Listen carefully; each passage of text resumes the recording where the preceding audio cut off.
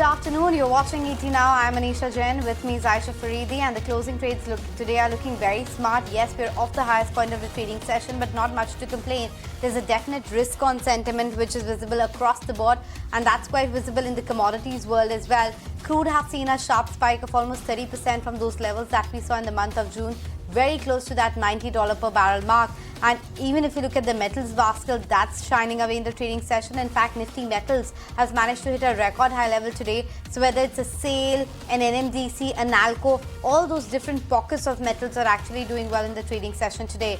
Not just that, the public sector entities, they are also on a tear. Of course, that index too has managed to hit a record high level. And again, very diverse names. Of course, railway stocks have been chugging along very nicely. So an IRFC and RVNL, they are doing well. You also have the banking stocks like PNB doing well. And then the commodity play, of course, in terms of Coal India and the dispatch number that we've got is something that is also supporting the prices. There's cement pack. That too continues to cement gains. So whether it's a Dalmia Bharat or that Nomura upgrade coming in for Shree Cement or even Ramco Cement for that matter, all of those stocks are strongly trading in the green, and that can be said for rest of the market as well, because apart from I think FMCG and auto, most of the sectors are in the green today. Yeah, most of the sectors, and like you said, led by of course metal, cement, power, even IT is holding out very well. Coal India, Wipro, Ultratech Cement, HCL Technologies, Tata Steel, Hindalco, it's all a sea of green out there. The underperformance though is coming in from select names like M&M, there's a Bajaj Auto which is also lower, Bajaj Finance which is down. Kotak, by the way, even though it started off in the green, but now it's slipped and we're staring lower by about almost 0.5% there for Kotak Bank. 1762 is where that stock is. Besides that, of course, there are a few red dots on an RBL, Sun TV, Chola Finance and Escorts, which is sharply lower by about 3.5% or so. A lot of other newsmakers as well, right? And Nazara Technologies, the stock has been a buzz. Nikhil Kamath, or rather Kamath Entities, the stake has now risen from earlier 0.7 to now 2.7%. That stock is a buzz. The railway stocks continue to chug along, and more so now. RVNL, they've bagged an LOA from the Madhya Pradesh, or rather Madhya Gujarat Winch, worth about almost 322 odd crore rupees. That is one stock which has been a buzz from the word go. There's IRFC as well, which had a block deal today.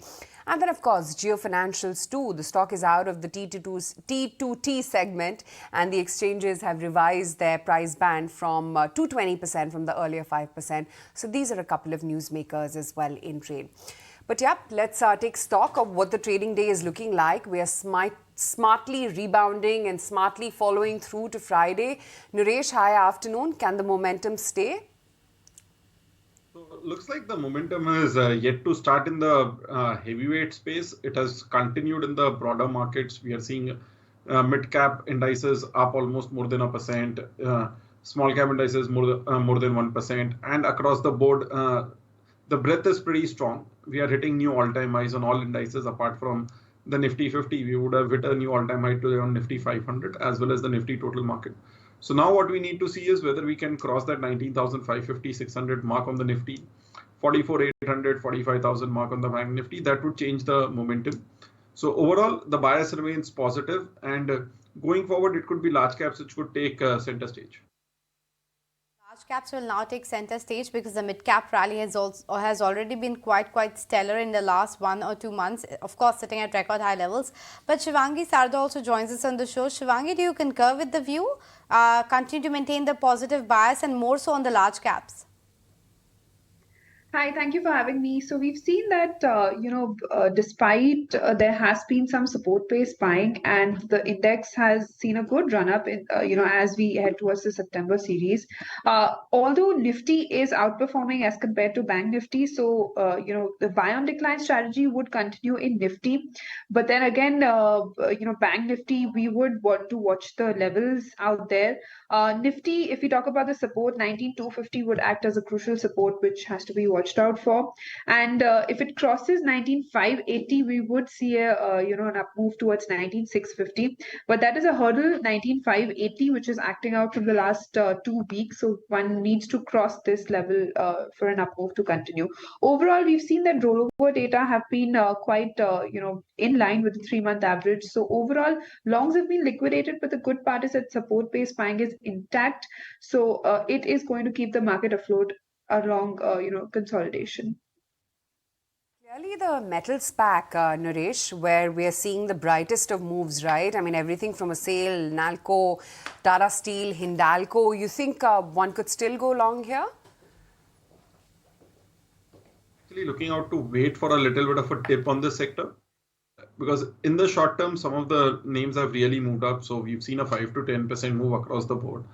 We are not out of the woods in terms of momentum. We are not seeing a similar uptick in the base metal prices, wherein we've not seen iron ore or say aluminium prices go up 10-15%. So it's a rally wherein you want to participate, but you cannot be expecting a run of 20-30%, which we have generally seen happen with the metal names. But mining names look a lot more interesting. So for example, the way we've seen NMDC move up, Coal India looks promising even at current levels as well as on dips. So I'll be focusing more on names like Coal India, and in the larger cap space, JSW Steel, where the structure is positive. And going forward, it is the rest of the smaller cap steel names also doing well, but would wait for a dip on names like Tata Steel. The trend has changed for Tata Steel, Nalco, Hindalco. Hindalco closer to 480 would be a buy. But yes, the short-term trend has changed. Would wait for a little bit of a dip to participate.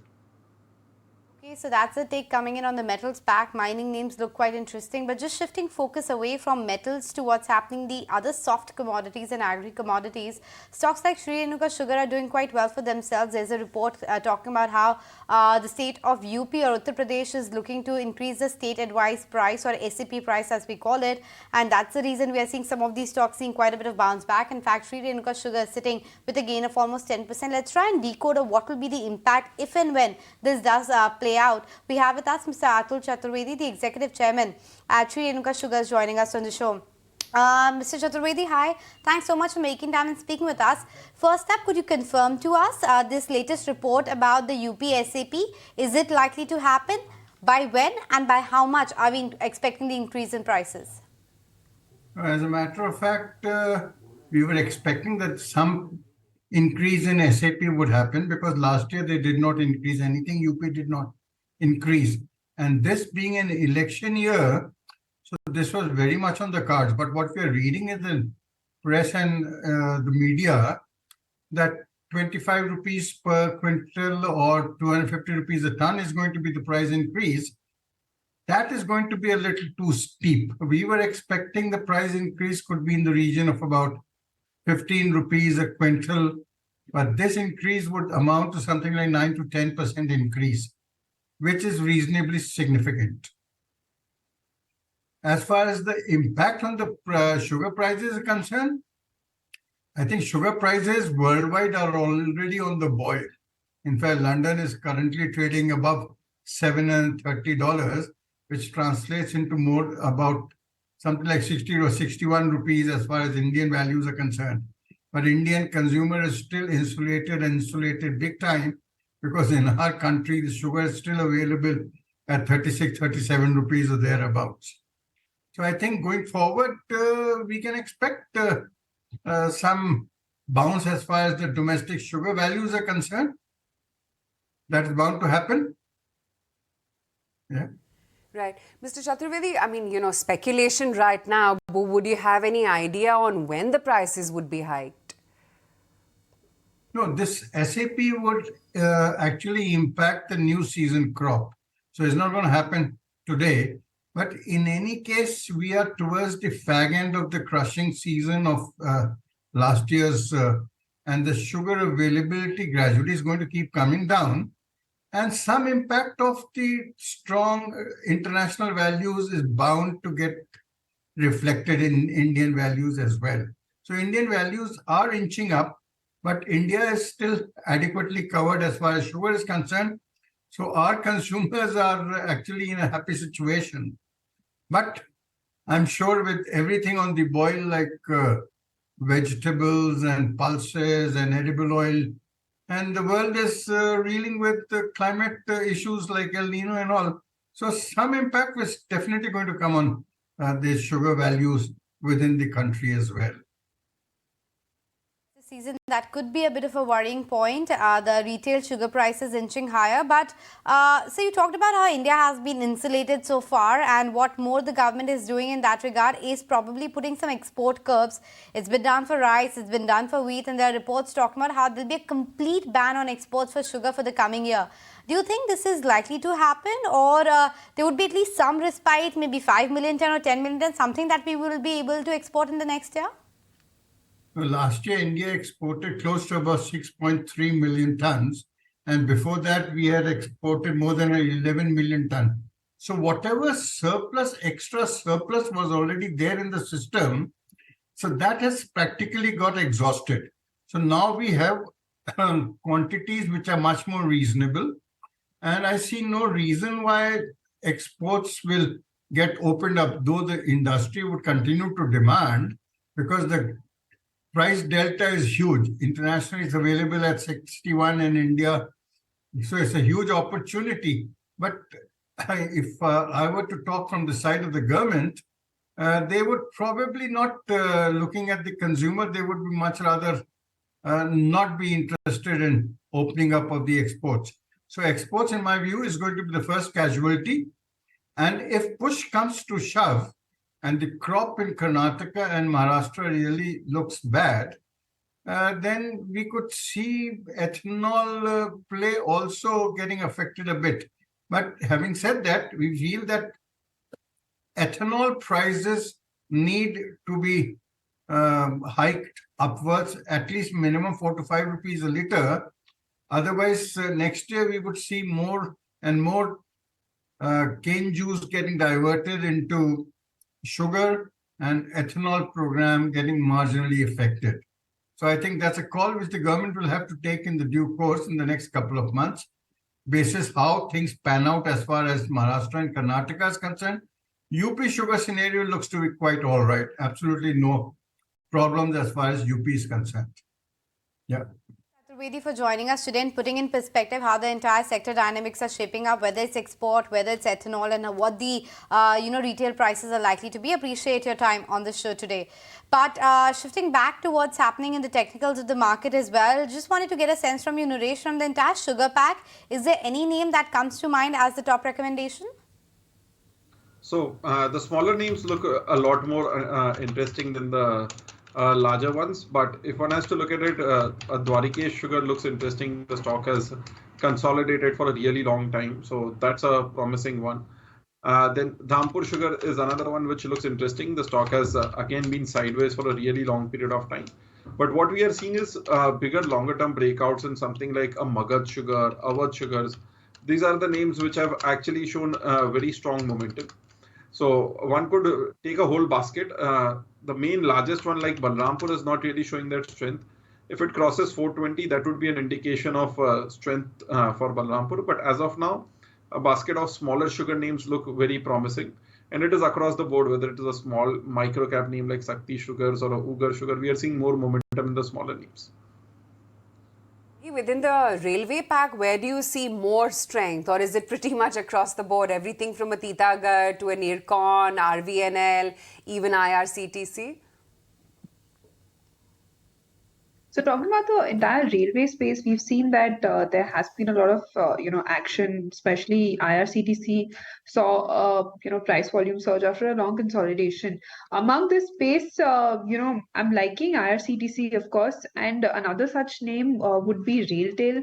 This stock is also looking promising because the stock is kind of rallied and showing good strength.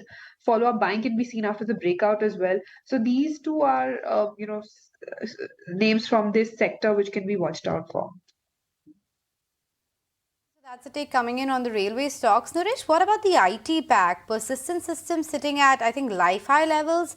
Wipro, a very smart surge today, 4.5%. Ditto can be said for HCL Tech. There has been a very, very strong buying momentum on Tech Mahindra as well. What's the top recommendation from your end? Would you continue buying and adding names?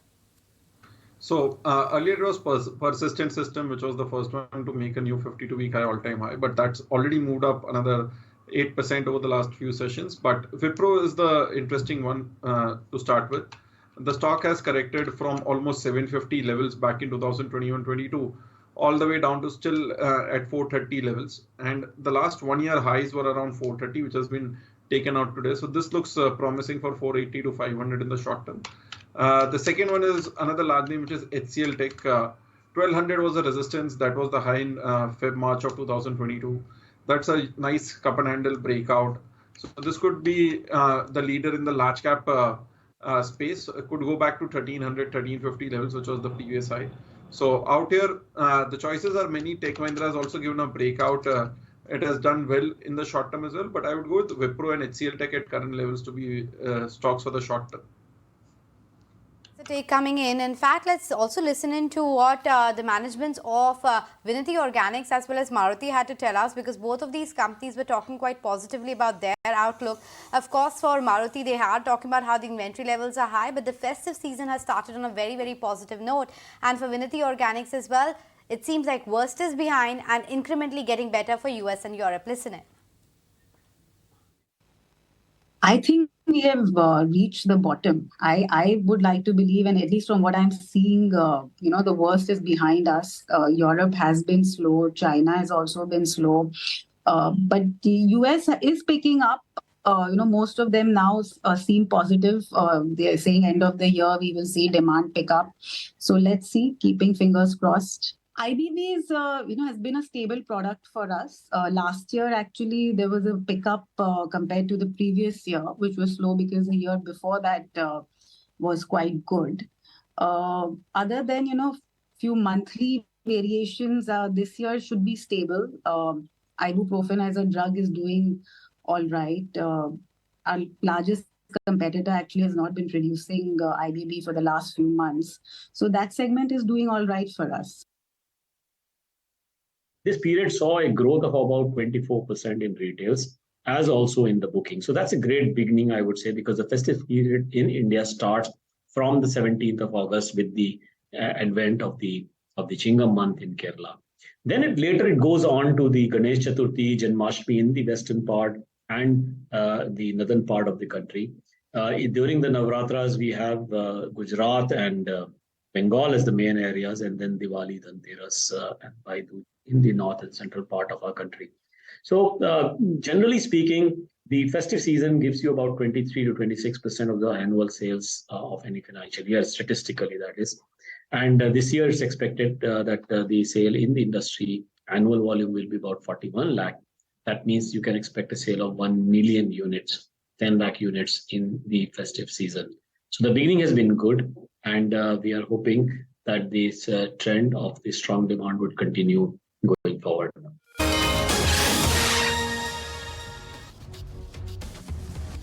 Back with closing trades right here in ET now, and still latching on to the green when it comes to the rates right now. We're still holding on to that 19,500 print for the Nifty spot, and the futures are now scaling higher than the 19,500 level, 550 level in fact, and that's a good uptick of nearly about 78 points that you're seeing. While metals continue to hold out well, cement is the other pack which is also seeing a fair amount of traction. And remember, this is a trend that you saw on Friday as well, when you had some big moves come in, excuse me, for the likes of India Cement. And today it's being lapped up by Shree Cement, which of course had a brokerage upgrade as well. 6.25% is the move that you're seeing on Shree Cement right now. That's a very, very solid move coming in there. And then of course there's Dalmia Bharat as well, which is also holding up by about almost 6.5% as we speak. Naresh, just wanted to get your thoughts in on the cement pack and whether you spot any trading opportunity. So cements look interesting with the largest name finally breaking out. So Ultratech broke out into new all-time highs. So that's the first time it has done with a lot of, say, a single day move. So that indicates momentum has now finally shifted even to the larger names. We had seen smaller names do well. So we saw something like India Cements do well. Other names like Dalmia Bharat were doing well. So out here, cements as a pack has started showing momentum. So out here, Ultratech looks promising in the larger names. In the smaller names, one could look at a Heidelberg Cement, which has been sideways for a long time. So that has given a breakout of about 190-95 levels today.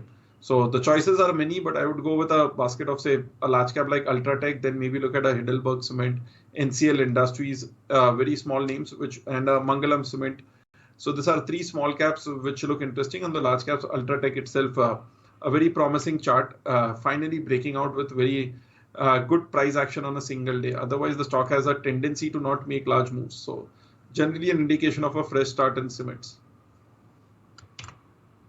Talking about cement pack, that definitely seeing quite a bit of traction. In fact, entire commodities basket, we were highlighting how crude, steel, cement, everything is rising up. In fact, let's do one thing. First up, let's go to Sharad and try get a sense in terms of what's happening with the steel prices as well, or actually let's discuss the G20 Summit first, because he's mic'd up for that as well, because the business of G20 is something that we're watching out for. All roads are just pointing towards the fact that end of this week we're going to see that gala event happening in India, wherein a lot of global leaders will be coming down. But what does it mean in terms of business? What does it mean in terms of number crunching? Because I'm sure aviation sector and hospitality sector will be a lot affected by that. Sharad, tell us the details. Well, yes, an important event of G20 is there, and we'll take you through the business side of it. And India is, of course, the 9th largest partner coming in. The biggest nations, of course, is the European Union, US and China. And in terms of trade, is something which we'll be discussing on. Of course, the share of G20 nations when it comes to India's exports and imports, and this is for both merchandise as well as services. This is both the numbers are going more than 50-odd%. Now, also do remember is that the G20 numbers is a very important item, and of course 85% of the total contribution is happening for the world's GDP. Also 75% of the global merchandise trade is there, and 2/3 of population is actually composed in the G20 summit, and also 82% of this total values are coming in the commercial services. Also, now let's look at the total trade and how the contribution has happened all across the nations itself. And of course, the larger ones coming in the Europe on the 9th space is India, where we are seeing a combined trade of almost $1,662 billion, and this is for the calendar year 2022. But now let's look at how the total trade picture looks like of India as when you compare it with the contribution to G20 vis-a-vis against the entire world, and we see the total trade with G20 for India is roughly $290 billion, while for import itself, if you look at it, the number is coming at almost $378 billion. Also, India's total trade with the world, that is something to watch out for, and that is also coming at a huge level of more than 450, and for imports itself it's coming at $720 billion. Now the question arises, what are the business discussions which are happening, which topics are there where the business would be focused on? And of course we are having sustainable energy, space economy, even the regulations on crypto has also come in the agenda, and lastly the global participation for financial inclusion. That's the business of G20. Sharad, thanks for that. But we were just highlighting as to how cement has really been a buzz in trade. Why exactly is the cement pack buzzing? Somit is here with what the channel checks have been indicating. Somit? Well, the much awaited price hike when it comes to the cement sector has finally been announced for the month of September. Cement companies have hiked prices in the range of around 10 to 35 rupees per bag.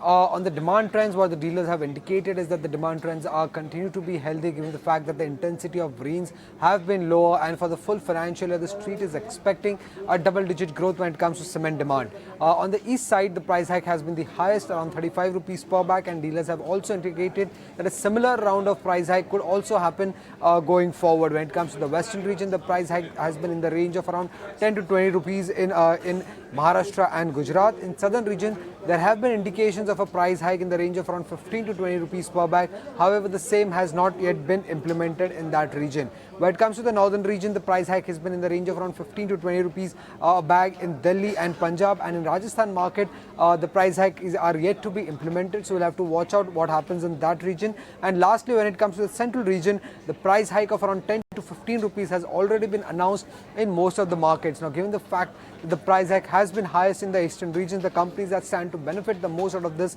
is Star Cement, Nuvoco Vistas, Heidelberg Cement and Dalmia Bharat, given that they have a higher exposure towards the eastern market. Somit, thanks so much for putting that into perspective. Let's take the discussion forward and welcome on board Mr. Rajesh Kotari, the CIO at Alpha Accurate Advisors, joining us on the show.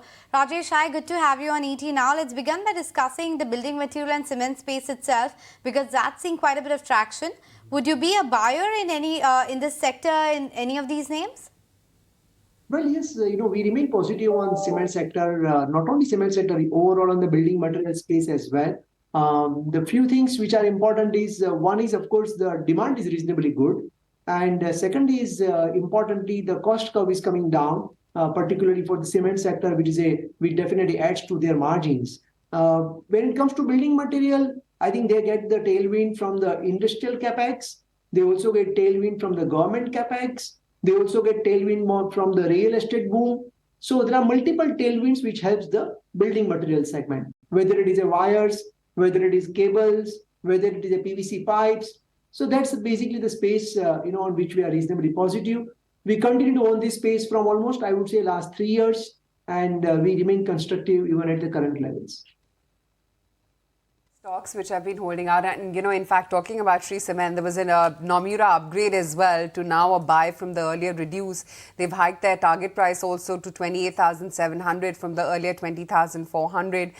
And of course, they say that the upgrade is owing to the cost optimization, stronger capacity growth, change in management, and that the balance sheet is going to remain strong despite the elevated capex plan that they have. That's Shree Cement, one of the top cement movers in trade today. Rajesh, similar can be said about the metals pack as well, right? Holding very, very smartly in trade. What do you think is aiding the move, and would you have any preferences within the metals pack? Normally, we do not take any exposure to the metal sector because in this sector, the volatility, of course, is extremely high.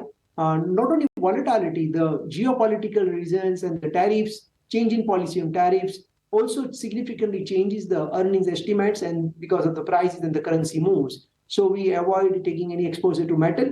So we do not have any view on the sector. So you avoid the metals pack usually, but I remember, Rajesh, you were earlier quite positive on the NBFC space, right? With the advent of Geo Financial Services, does that thesis change at all?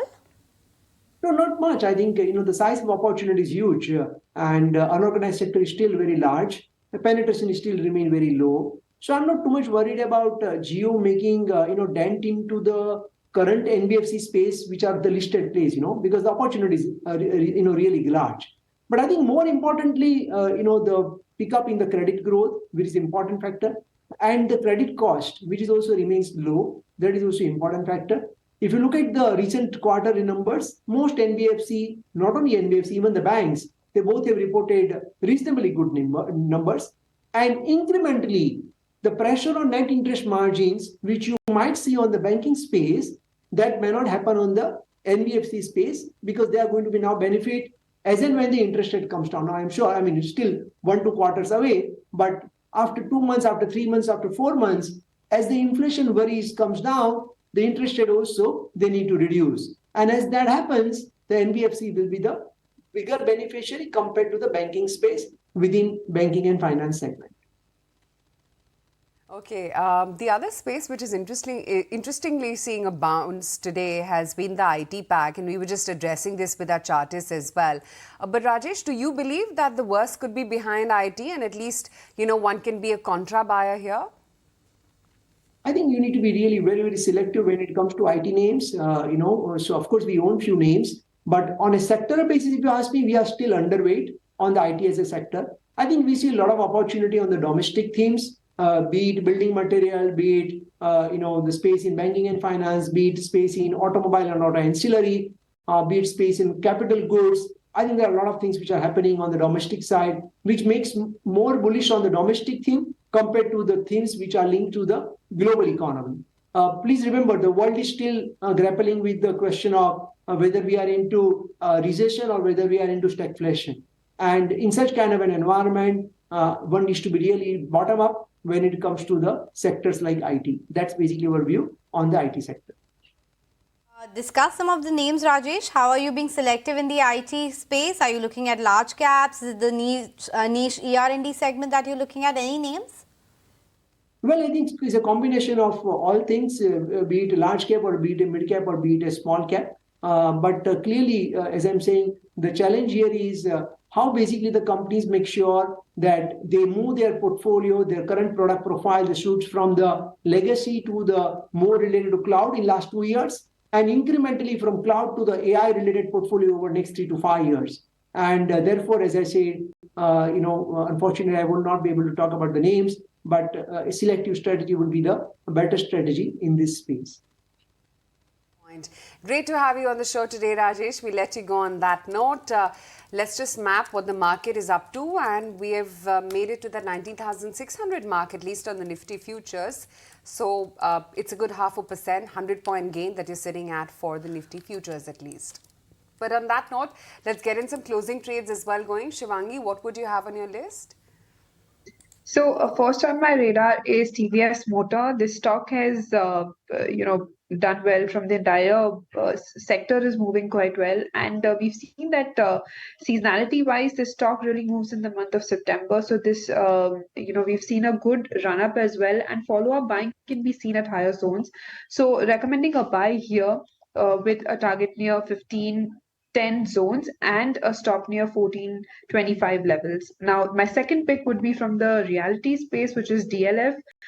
We've seen that this sector has also gained a lot of action and momentum. The stock currently is ready to surpass its previous hurdle zones of near 521 zones.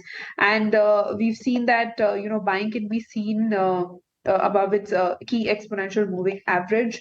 So recommending a buy here with a target near 530 zones with a stop near 503. You go on that note as well. Good to have you on the show as always.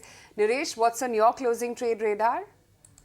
So that would be a buy on NHPC. We are seeing good momentum across the whole power space. NHPC has given a flag breakout today. Large volumes compared to the last whole month. Very close to a new all-time high. So looks promising. And the whole pack has done well. And I would expect NHPC to break out towards 60 plus in the short term. Those are the closing trade ideas coming in. Just quickly, let's put the spotlight on Shipping Corporation of India as well, as is the case with rest of the public sector entities. That stock is seeing quite a bit of momentum now, trading high with a gain of almost 11%. You also have other names like Bombay Burma, Bank of Maharashtra, Ratan India Infrastructure, NBCC, Yes Bank. So very, very diverse set of names that we are seeing. Having said that, EIH, which was doing quite well for itself in the week gone by, is seeing some profit booking. So today it's down about 7%, and ditto can be said for Suzlon Energy as well, because that stock is down about 4%, and Glenmark Pharma too is seeing a cut of around 3%.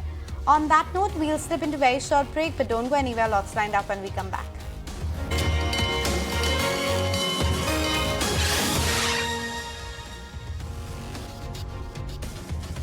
Back with closing trades right here on 80 now. Made it to that all-time high of the day. In fact, now we're scaling a good 100 points in the Nifty futures.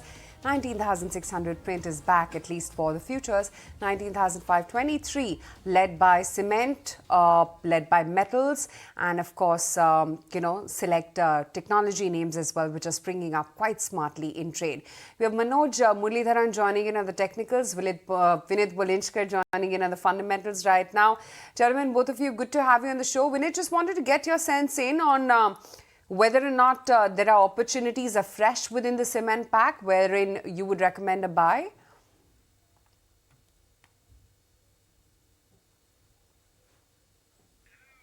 Vinit, you'll have to unmute yourself.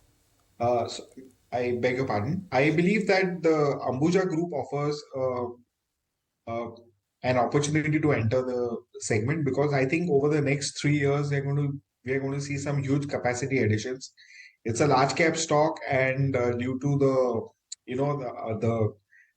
the baggage around the Adani Group, it was underperforming. But tomorrow we have the hearing, and hence I expect that once the hearing is through, better sense will prevail. Investment buying will start, and I expect this stock to do well in the cement sector. Okay, Ambuja Cement, the top pick when it comes to the cement pack. Let's just revisit the big buzzer from all through last week in BHEL, and what is that stock, up to currently in trade. Still holding up 1.25%, 137 plus levels is where it's sitting on. They, of course, have seen a pickup in thermal, the efforts to foray into clean energy execution, and, of course, profitability as well is something that the street is liking as a turnaround story, and the order wins, of course, cannot be negated there as well. Vinit, within the entire cap goods space, would you continue to prefer stories like L&T, stay with the largest of them all? Or would you think the smaller ones within the PSU pack as well is something that you'd like? So, I think I'll go with BHEL. There's a lot of momentum there.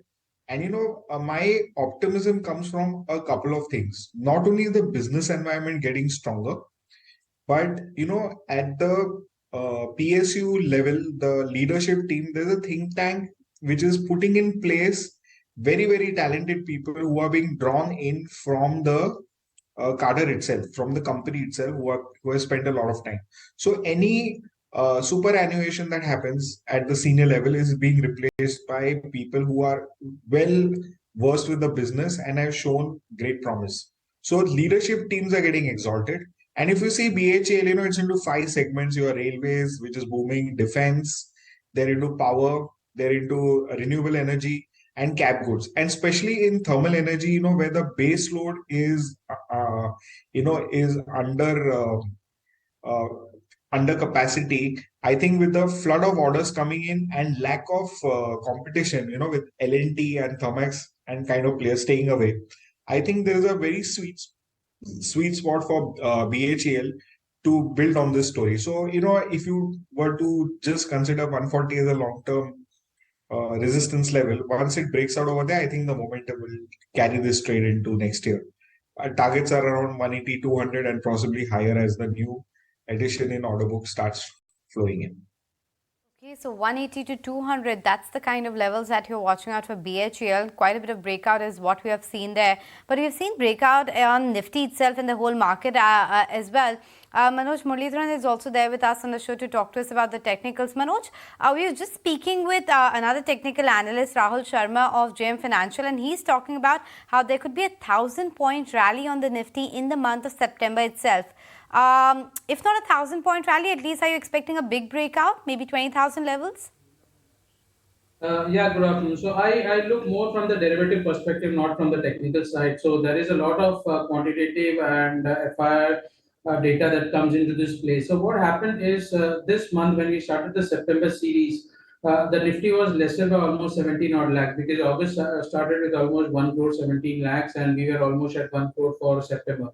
Now, the good part is this lesser position in the September series is because there was some long unwinding, because I guess August was the first month where month on month the Nifty was almost a 400 odd point negative. I believe 19,650 was the previous expiry, and then we had 19,250.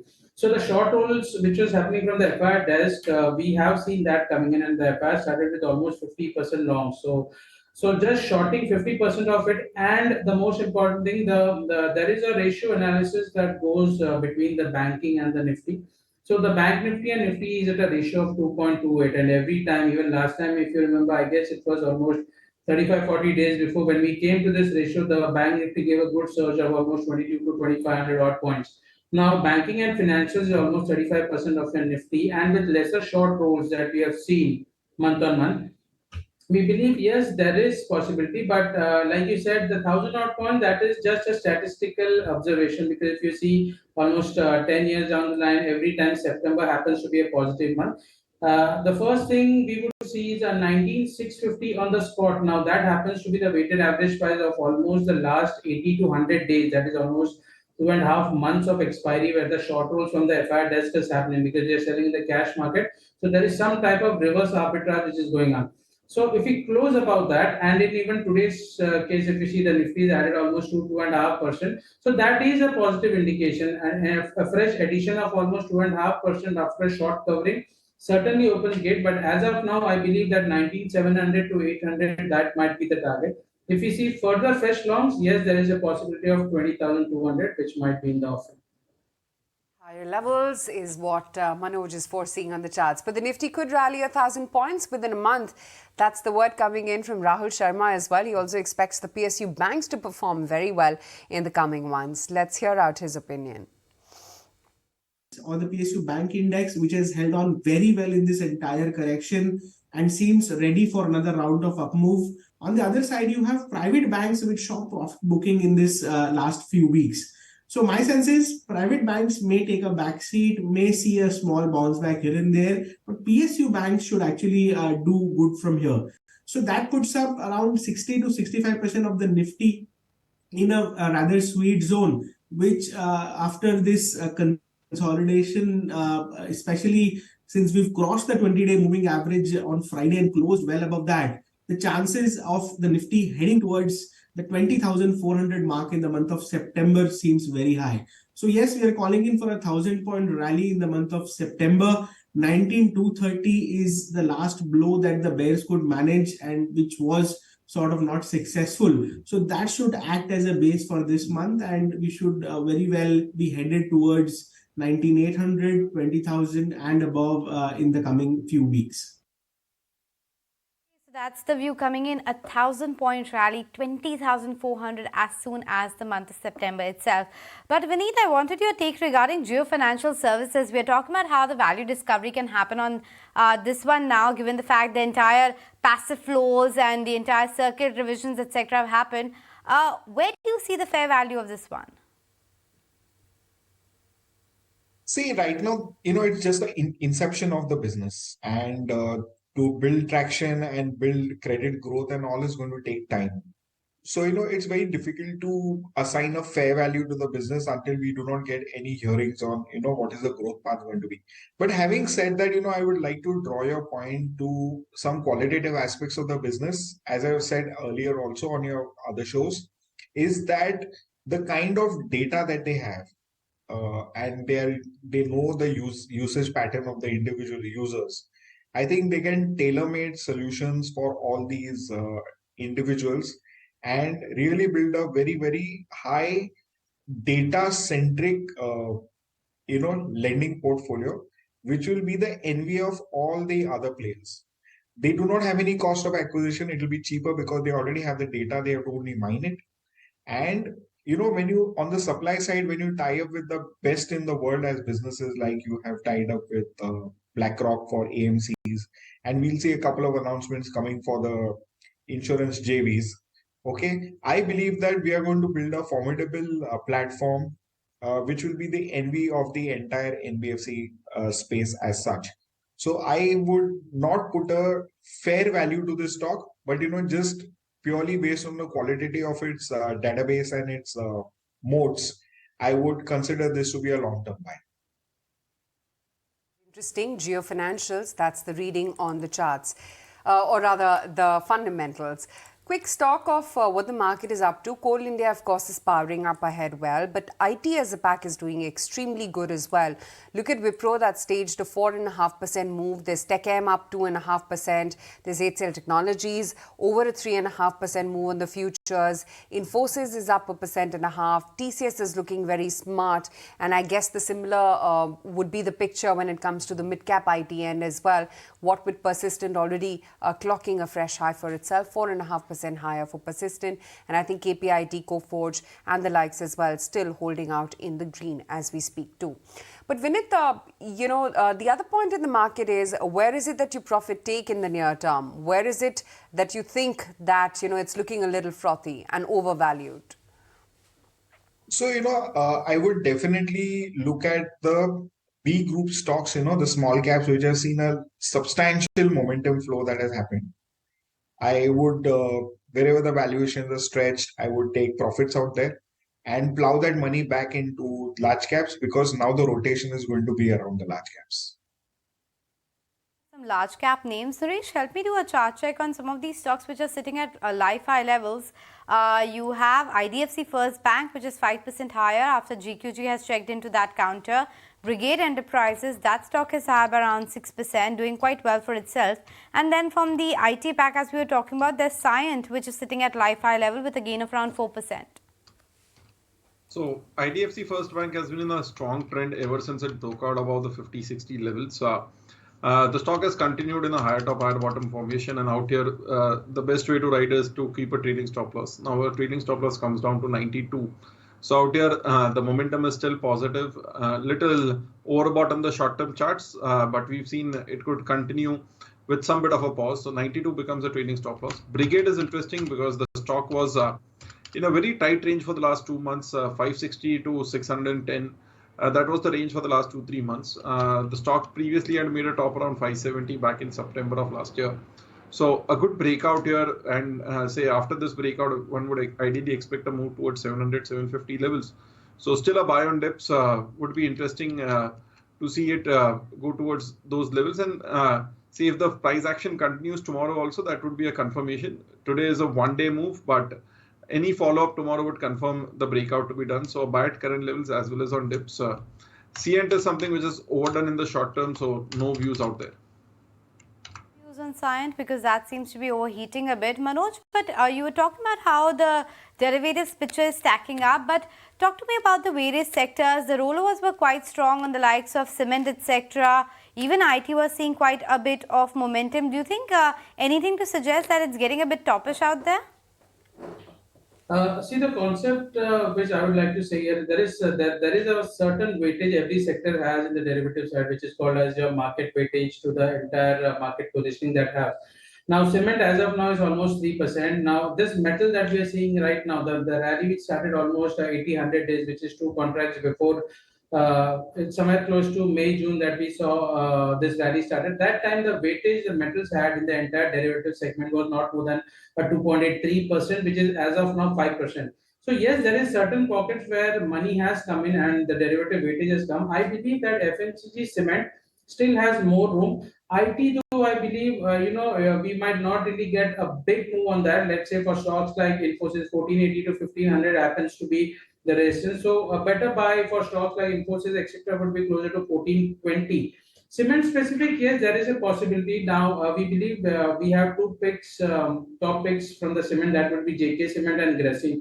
But I've still vouched for Grasim because that's a good stock. We believe that there is more momentum at almost 1830. It becomes a buy. 1910 to 1920 should be the short term target that we have for the September series. But apart from this, I guess two stocks where there is good derivative buying and a follow-up buying might come in. One would be IRCTC. So we recommend buying this in the stock in the cash market and not really in the September future. So buy it closer to 703 to 5. The stop loss should be around 694, and we're expecting a target close to 722 to 726 on that.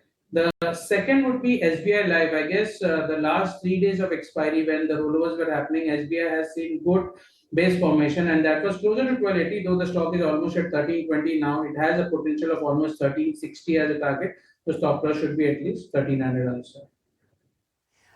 Two stocks that I just want to bring up, maybe the year-to-date charts for. One is, of course, Reliance, and the other is HDFC Bank. Vinith, if we are looking at levels much higher than even 20,000 on the index, these two stocks will have to participate, right? But they've been rank underperformers and disappointments. What's your reading on RIL as well as HDFC Bank, and when one can expect a meaningful move? So I think the negativity has been played out largely in HDFC Bank, and to my mind, if it settles down about 1600 levels, then we will see the momentum kick in. As far as Reliance is concerned, I am not very gung-ho as of now, and I believe that the rally could happen with a beta performance by Reliance rather than any alpha being generated. Is that alpha going to be generated, Vineet? Any top bets? Anything that you are digging out from the smaller cap universe? So smaller cap universe, we have a few stock ideas that we like. We are gung-ho on Shriram DCM. We like BHL, as I discussed earlier. And apart from this, Steel Authority of India is also a good play because we believe that the commodity cycle post BRICS is going to be up only. Okay, so those are the top recommendations coming in. DCM, Shriram, SAIL as well as BHEL, two of the public sector entities making its feature there in the top recommendations of Vineet. But what are the top recommendations and market outlook coming in from Venugopal Gare of Bernstein? Listen into that. I do believe there's a room for a decent cycle shaping up in India over the next 3-4 years. So what it means is that, from a purely CAGR perspective, we could be probably higher than the low double-digit number if I take a 3-year view.